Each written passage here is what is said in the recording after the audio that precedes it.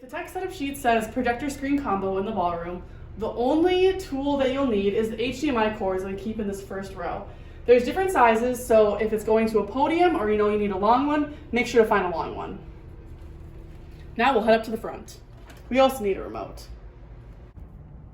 To use the projector-screen combo, we have to plug the HDMI into this HDMI splitter right here, which is Velcroed to the wall. We can see one side says output and it has 1 and 2 HDMI inputs, and the other side says input. So just Velcro it on. We want to put our HDMI cord into the input section.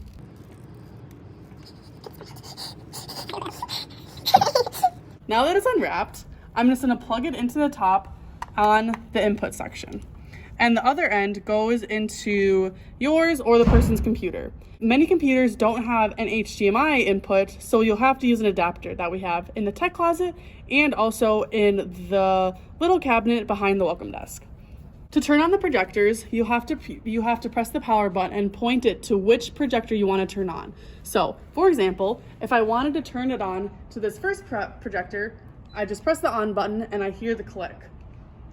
Now, to pull down the screen, you just pull it down.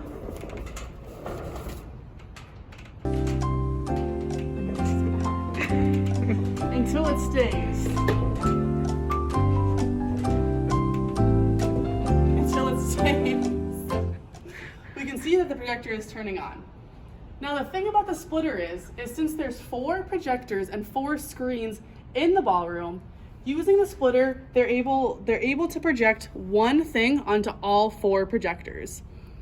So we can see now the projector's turned on. All they would have to do is plug their computer in and you're good to go. One of the biggest issues that people have with the projectors is a setting on their computer where it extends the screen as opposed to mirroring their screen. So if someone is trying to do their projection and it's not working, the first thing that I would check is their settings on their computer. Now to turn it off, all I do is point to the projector I want to turn off, press the power button, and then press it again, and it turns off. Usually in a situation like we have right now in the ballroom, I can infer that based off of this chair setup that they will want to use 2 projectors and 2 screens. So in addition to this first one that's on the middle left when you're facing the ballroom, I'll also want to walk over to this side, pull down this screen,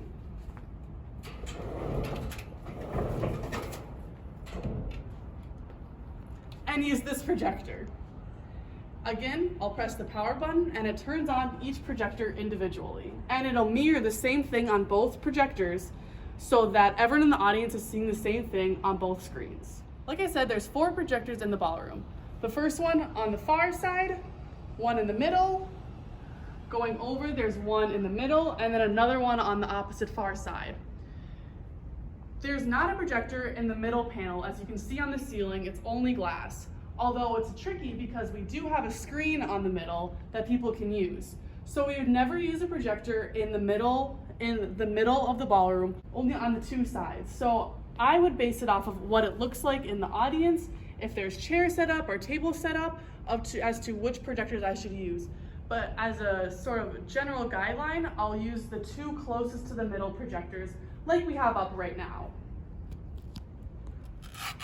Once the computer is plugged in, I'll know that it's working and it's sending information to the projector because the blue light right next to the input will turn on. If I'm having issues and it won't project, I want to make sure the blue light is on and that I plug the HDMI cord into the input side. There is another opening for the output side, but we don't want to plug this into that. The output 1, output 2 signifies on the projector as to which output it's in, if it's an HDMI 1, HDMI 2.